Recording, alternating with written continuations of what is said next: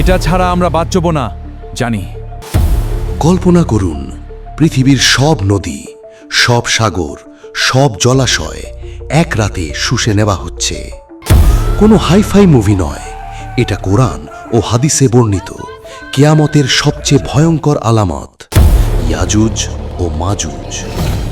একটি জাতি যাদের সংখ্যা গণনা করা অসম্ভব, যাদের ঠেকাতে একজন মহান শাসক লোহা ও গলিত তামার এক বিশাল প্রাচীর গড়েছিলেন। কিন্তু কেয়ামতের আগে সেই প্রাচীর ভেঙে যাবে এবং পৃথিবী দেখবে এমন এক বিভীষিকা যা মানুষের কল্পনাকেও ছাড়িয়ে যায়। আজকের এই ভিডিওতে আমরা কোরআন ও সহিহ হাদিসের আলোয় জানব ইয়াজুজ মাজুজ কারা, তারা কিভাবে বের হবে এবং কিভাবে এক রাতেই তাদের সম্পূর্ণ ধ্বংস করা হবে। উম্মতে মুহাম্মদ ইসলামীকে আপনাকে স্বাগতম। চলুন শুরু করি। ইয়াজুজ ও মাজুজ এই নাম দুটি কোরআনে দুইবার এসেছে, সূরা কাহাফ এবং সূরা আম্বিয়ায়। এরা মানবজাতির অংশ। ইতিহাসবিদ এবং তাফসীরকারকদের মতে এরা হযরত আদম আলাইহিসসালামের সন্তান, তবে তাদের সংখ্যা ও বিস্তার এতটাই বিশাল যে তাদেরকে একটি স্বতন্ত্র জাতি হিসেবে গণ্য করা হয়। রাসূলুল্লাহ সাল্লাল্লাহু আলাইহি ওয়াসাল্লামের হাদিসে এসেছে, পৃথিবীর মানুষের 10 ভাগের 9 ভাগই হবে ইয়াজুজ মাজুজ। এই একটি তথ্যই বুঝিয়ে দেয় তাদের সংখ্যা কতটা বিশাল। ইতিহাসের প্রাচীনকালে এই জাতি পৃথিবীর এক প্রান্তে বসবাস করত, যেখানে তারা আশেপাশের মানুষদের জন্য ভয়ঙ্কর আতঙ্কের কারণ হয়ে উঠেছিল। তারা আক্রমণ করত, লুটপাট করত, ফসল নষ্ট করত। তাদের অত্যাচারে আশেপাশের জনগণ অতিষ্ঠ হয়ে উঠেছিল। এই পরিস্থিতিতেই ইতিহাসে এক মহান শাসকের আগমন ঘটে, যার নাম কোরআনে এসেছে জুলকারনাইন নামে, এবং তার হাতেই রচিত হয় মানব ইতিহাসের এক অবিশ্বাস্য প্রকৌশল কাহিনী। কোরআনের সূরা কাহাফে আল্লাহ তাআলা এই ঘটনা বিস্তারিতভাবে বর্ণনা করেছেন। জুলকারনাইন তার সুদীর্ঘ যাত্রায় একসময় পৃথিবীর 2 পাহাড়ের মধ্যবর্তী একটি উপত্যকায় পৌঁছন। সেখানে তিনি এমন এক জনগোষ্ঠীর সাক্ষাৎ পান যারা প্রায় কোনো ভাষাই বুঝতে পারত না। তাদের ভাষাগত দুর্বলতা ছিল চরম। তারা জুলকারনাইনকে বলল, হে জুলকারনাইন, ইয়াজুজ ও মাজুজ এই ভূমিতে চরম বিপর্যয় সৃষ্টি করে। আমরা কি আপনাকে অর্থ দান করব, যাতে আপনি আমাদের এবং তাদের মধ্যে একটি প্রতিবন্ধক দেওয়াল নির্মাণ করেন?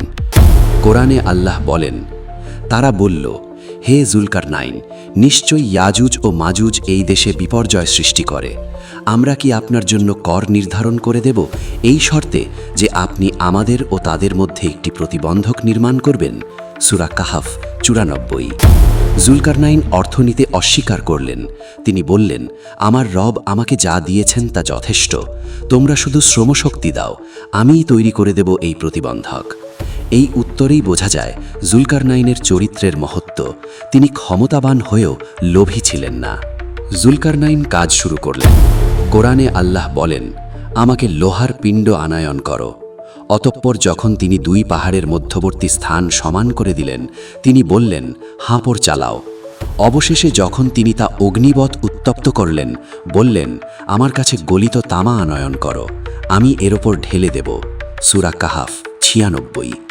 ভাবুন একবার, এটা ছিল প্রাচীন যুগের এক অবিশ্বাস্য প্রকৌশল কর্মকাণ্ড। লোহার বিশাল খণ্ড সংগ্রহ করা হলো, আগুনে উত্তপ্ত করে গলানো হলো, তারপর সেই গলিত লোহার অপর গলিত পামা ঢেলে দেওয়া হলো, যাতে তৈরি হয় এমন ধাতব মিশ্রণ যা সাধারণ লোহার চেয়েও বহুগুণ শক্তিশালী। 2 পাহাড়ের মধ্যবর্তী ফাঁকা জায়গা, যেখান দিয়ে ইয়াজুজ মাজুজ আসত, সেই পুরো ফাঁকা স্থান এই ধাতব প্রাচীর দিয়ে বন্ধ করে দেওয়া হলো। এই প্রাচীর এতটাই মজবুত ছিল যে ইয়াজুজ মাজুজ একে ভাঙতে পারল না এবং উপরে উঠেও পার হতে পারল না। আল্লাহ বলেন, ফলে তারা এর ওপর আরোহণ করতে সক্ষম হল না এবং এতে ছিদ্রও করতে পারল না। সূরা কাহাফ 97। প্রাচীর সম্পূর্ণ হওয়ার পর জুলকারনাইন একটি অসাধারণ কথা বললেন। তিনি গর্ব করলেন না, তিনি নিজের কৃতিত্ব দাবি করলেন না, বরং তিনি বললেন, এটি আমার পালনকর্তার পক্ষ থেকে এক অনুগ্রহ। অতঃপর যখন আমার পালনকর্তার প্রতিশ্রুত সময় আসবে, তিনি এই প্রাচীরকে ভূমির সমান করে দেবেন এবং আমার পালনকর্তার প্রতিশ্রুতি সত্য। সূরা কাহাফ 98। এই একটি বাক্যে জুলকারনাইন আমাদের শিখিয়ে দিলেন, যত বড় কাজই আমরা করি তা আল্লাহ অনুগ্রহেই সম্ভব হয়, এবং যত মজবুত নির্মাণই হোক আল্লাহর ইচ্ছার সামনে তা ক্ষণস্থায়ী। এই ভবিষ্যৎবাণী হাজার হাজার বছর ধরে অক্ষত আছে, প্রাচীর আজও আছে। ইতিহাসবিদরা বিভিন্ন তাত্ত্বিক স্থান নির্দেশ করেছেন, যদিও সঠিক অবস্থান আল্লাহই ভালো জানেন। কিন্তু একটি বিষয় নিশ্চিত, এই প্রাচীর চিরস্থায়ী নয়। একদিন তা ভেঙে পড়বে, এবং সেই দিনটি হবে কেয়ামতের নিকটবর্তী সময়ের একটি প্রধান আলামত। হাদিসে এসেছে, প্রতিদিন ইয়াজুজ মাজুজ এই প্রাচীর খোঁড়ার চেষ্টা করে। প্রতিদিন তারা প্রাচীরের একটি অংশ পাতলা করে ফেলে, এতটা পাতলা যে আলো দেখা যেতে শুরু করে। কিন্তু যখন তারা বলে কাল আবার এসে এটা ভেঙে ফেলব, আল্লাহর কুদরতে রাতারাতি প্রাচীর আবার পূর্বের মতো মজবুত হয়ে যায়। এই চক্র চলতেই থাকে যুগের পর যুগ। এটা আল্লাহর এক বিশেষ ব্যবস্থা, যাতে কেয়ামতের নির্দিষ্ট সময়ের আগে তারা বের হতে না পারে। কিন্তু একদিন আসবে যখন তারা বলবে, ইনশাআল্লাহ কাল আবার ভাঙব। সেই ইনশাআল্লাহ শব্দ উচ্চারণের কারণে আল্লাহর ইচ্ছায় প্রাচীর পূর্বের অবস্থায় ফিরে যাবে না, বরং পরের দিন তারা এসে দেখবে প্রাচীর ঠিক যেমনটা রেখে গিয়েছিল, এবং সেদিনই তারা ভেঙে ফেলবে শেষ অংশটুকু। এই হাদিস আমাদের শেখায় আল্লাহর ইচ্ছার সামনে মানুষের পরিকল্পনা কতটা তুচ্ছ, এবং একটি ছোট্ট শব্দ ইনশাআল্লাহ কতটা গুরুত্বপূর্ণ হতে পারে। সেই নির্দিষ্ট দিনে আল্লাহর হুকুমে প্রাচীরের শেষ অংশটুকু ভেঙে পড়বে। হাদিসে বর্ণিত আছে, রাসূলুল্লাহ সাল্লাল্লাহু আলাইহি ওয়াসাল্লাম বলেছেন, সেদিন তারা বলবে, আগামীকাল ইনশাআল্লাহ আমরা এটা ভেঙে ফেলব, এবং তারা পরের দিন যখন আসবে প্রাচীর ঠিক তেমনই থাকবে যেমন তারা রেখে গিয়েছিল। তখন তারা সেটা ভেঙে বের হয়ে আসবে। সুনান ইবনে মাজা, তিরমিজি। এই মুহূর্তটি হবে এক ভয়াবহ বিভীষিকার সূচনা। হাজার হাজার বছর ধরে যে জাতি একটি প্রাচীরের পিছনে আবদ্ধ ছিল, তারা মুক্ত হয়ে যাবে। তাদের সংখ্যা এতটাই বিশাল যে কল্পনা করাও কঠিন। তারা একসাথে দলে দলে পৃথিবীর দিকে ছুটে আসবে। এই মুহূর্ত হবে পৃথিবীর ইতিহাসের সবচেয়ে বড় একটি ভাঙনের মুহূর্ত। শুধু একটি ধাতব প্রাচীরের ভাঙন নয়, বরং মানব সভ্যতার শান্তির এক বিশাল ভাঙন। হাদিসে ইয়াজুজ মাজুজের সংখ্যা সম্পর্কে যা বলা হয়েছে তা শুনলে শরীর শিহরিত হয়। রাসূলুল্লাহ সাল্লাল্লাহু আলাইহি ওয়াসাল্লাম বলেছেন, কেয়ামতের দিন আল্লাহ আদম আলাইহিস সালামকে বলবেন, তোমার বংশধরদের মধ্য থেকে জাহান্নামের একটি দল আলাদা করো। প্রতি 1099 জন জাহান্নামে যাবে, একজন জান্নাতে। এই হাদিসের ব্যাখ্যায় এসেছে যে এই বিশাল সংখ্যার বড় অংশ হবে ইয়াজুজ মাজুজ। সহিহ বুখারী, সহিহ মুসলিম। তাদের গতি হবে অবিশ্বাস্য দ্রুত। কোরআনে এসেছে তারা পৃথিবীর সর্বত্র ছড়িয়ে পড়বে। সহিহ মুসলিমের হাদিসে এসেছে তারা এত দ্রুত চলবে যে পৃথিবীর উঁচু স্থান থেকেও দ্রুত নেমে আসবে। তাদের সংখ্যা এতটাই বিশাল যে তাদের একটি গোষ্ঠী যখন কোনো নদী বা জলাশয়ের পাশ দিয়ে যাবে, তারা সমস্ত পানি পান করে শেষ করে ফেলবে। পিছনে আসা দল এসে দেখবে জলাশয় সম্পূর্ণ শুষ্ক, এতটাই যে মনে হবে এখানে কখনো পানিই ছিল না। ইয়াজুজ মাজুজের সবচেয়ে ভয়ঙ্কর বৈশিষ্ট্যগুলোর একটি হলো তাদের পানি শোষণ ক্ষমতা। হাদিসে এসেছে তারা যখন কোনো নদী বা সাগরের কাছে পৌঁছাবে, তারা সম্পূর্ণ পানি পান করে শেষ করে ফেলবে। গালিলের সাগরের মতো বিশাল জলাশয়ও তাদের সামনে শুকিয়ে যাবে। ভাবুন একবার, এই পরিস্থিতি পৃথিবীর মানুষ যেখানে পানির জন্য নদী, কূপ, জলাশয়ের ওপর নির্ভরশীল, সেখানে একটি জাতি এসে সব পানি শুষে নিচ্ছে। এটা শুধু একটি শারীরিক বিপর্যয় নয়, এটা পুরো মানব সভ্যতার অস্তিত্বের সংকট। এই বর্ণনা আমাদের মনে করিয়ে দেয় পানি আল্লাহর কত বড় একটি নিয়ামত। আজকে আমরা সহজে পানি পাই বলে এর মূল্য বুঝি না, কিন্তু কেয়ামতের সেই সময় মানুষ বুঝবে পানির অভাব কতটা ভয়ঙ্কর হতে পারে। এই পানি সংকটের কারণে মানুষ এতটাই অসহায় হয়ে পড়বে যে তারা পাহাড়ে, দুর্গে, সুরক্ষিত স্থানে আশ্রয় নিতে বাধ্য হবে। ইয়াজুজ মাজুজ যখন পৃথিবীতে ছড়িয়ে পড়বে, তখন মানুষের জীবনযাত্রা সম্পূর্ণ বিপর্যস্ত হয়ে যাবে। হাদিসে বর্ণিত আছে মানুষ তাদের ভয়ে শহর ছেড়ে পালাবে। যারা পারবে তারা পাহাড়ের উঁচু চূড়ায়, দুর্গের ভিতরে, সুরক্ষিত প্রাচীরের আড়ালে আশ্রয় নেবে। স্বাভাবিক জীবনযাত্রা সম্পূর্ণ থেমে যাবে। কৃষিকাজ বন্ধ হয়ে যাবে, বাজার হাট বন্ধ হয়ে যাবে। মানুষ শুধু বেঁচে থাকার জন্য লড়াই করবে। এই সময় হজরত ঈসা ইবনে মারিয়াম আলাইহিসসালাম পৃথিবীতে উপস্থিত থাকবেন। কেয়ামতের পূর্বে আল্লাহর হুকুমে তিনি দ্বিতীয়বার পৃথিবীতে অবতরণ করবেন। তিনি এবং তার সাথে থাকা ঈমানদাররাও এই বিপর্যয়ের মুখে নিরাপদ স্থানে আশ্রয় নেবেন। এই দৃশ্য কল্পনা করুন, পৃথিবীর সবচেয়ে নেককার মানুষেরাও পালিয়ে আশ্রয় খুঁজছেন। এটাই বোঝায় ইয়াজুজ মাজুজের শক্তি ও ভয়াবহতা কতটা প্রবল হবে। হাদিসে হজরত ঈসা ইবনে মারিয়াম আলাইহিসসালামের ভূমিকা অত্যন্ত গুরুত্বপূর্ণভাবে বর্ণিত হয়েছে। সহি মুসলিমের একটি দীর্ঘ হাদিসে রাসূলুল্লাহ সাল্লাল্লাহু আলাইহি ওয়াসাল্লাম বর্ণনা করেছেন, দাজ্জালের ফিতনার পর ঈসা আলাইহিসসালাম পৃথিবীতে অবতরণ করবেন। তিনি দাজ্জালকে হত্যা করবেন। এরপর মানুষ কিছুকাল শান্তিতে থাকবে, কিন্তু তারপরই আসবে ইয়াজুজ মাজুজের ফিতনা।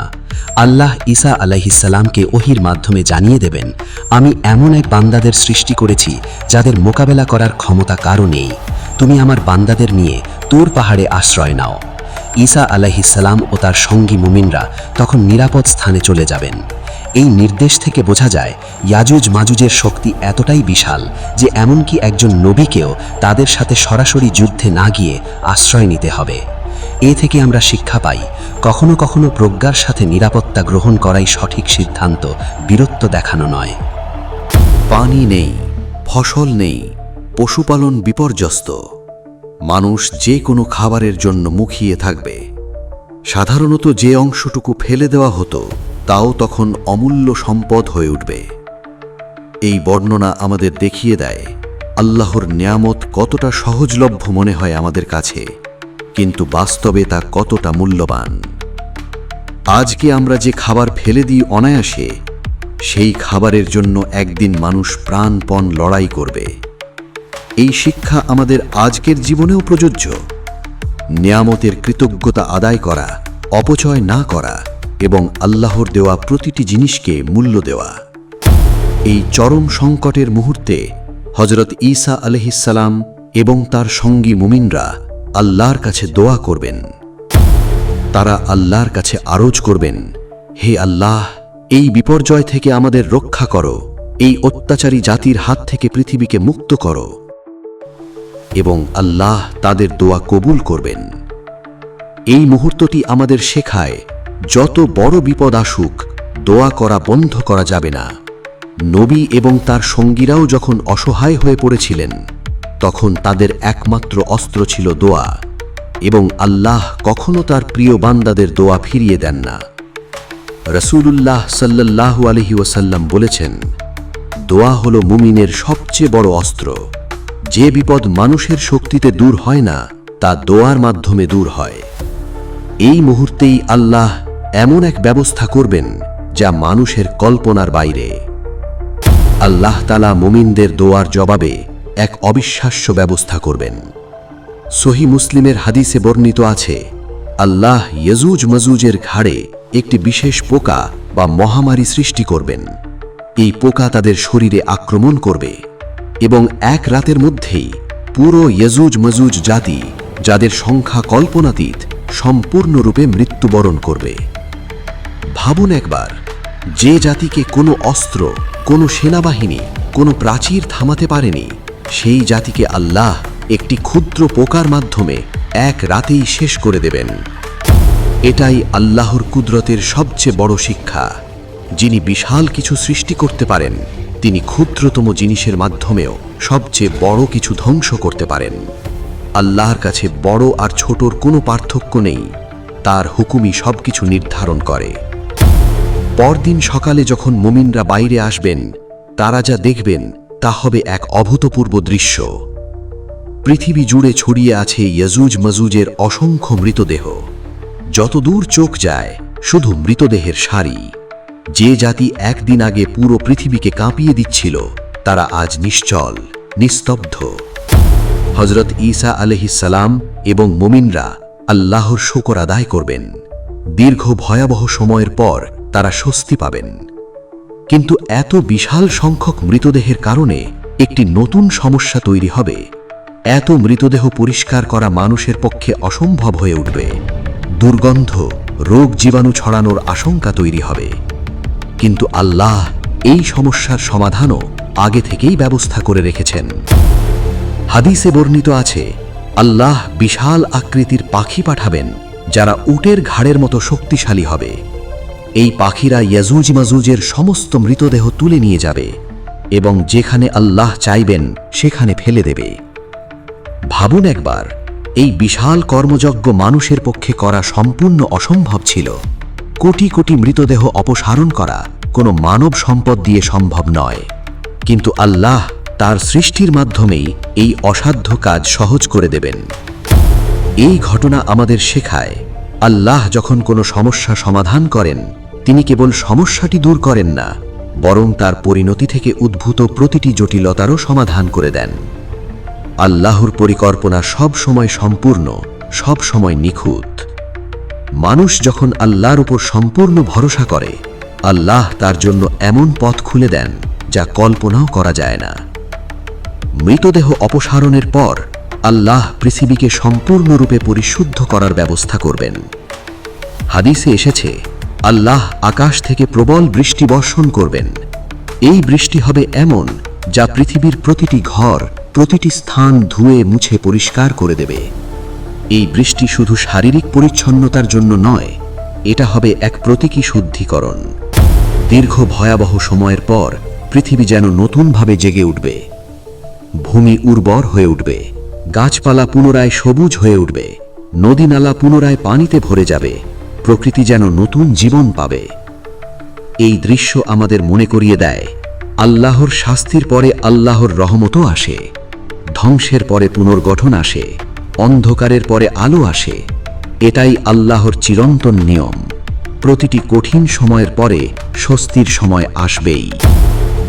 মৃতদেহ অপসারণের পর পৃথিবীতে আবার শান্তি ফিরে আসবে। মানুষ আবার স্বাভাবিক জীবনে ফিরে যাবে, কৃষিকাজ পুনরায় শুরু হবে, বাজার হাট সচল হবে, মানুষ নিরাপদে চলাফেরা করতে পারবে। হযরত ঈসা আলাইহিসসালামের নেতৃত্বে সেই সময় পৃথিবীতে এক বিশেষ শান্তির যুগ প্রতিষ্ঠিত হবে। হাদিসে এসেছে, এই সময় পৃথিবীতে এত প্রাচুর্য আসবে যে মানুষ সম্পদ সংগ্রহ করতেও আগ্রহী হবে না, কারণ চাহিদার তুলনায় সম্পদ হবে অনেক বেশি।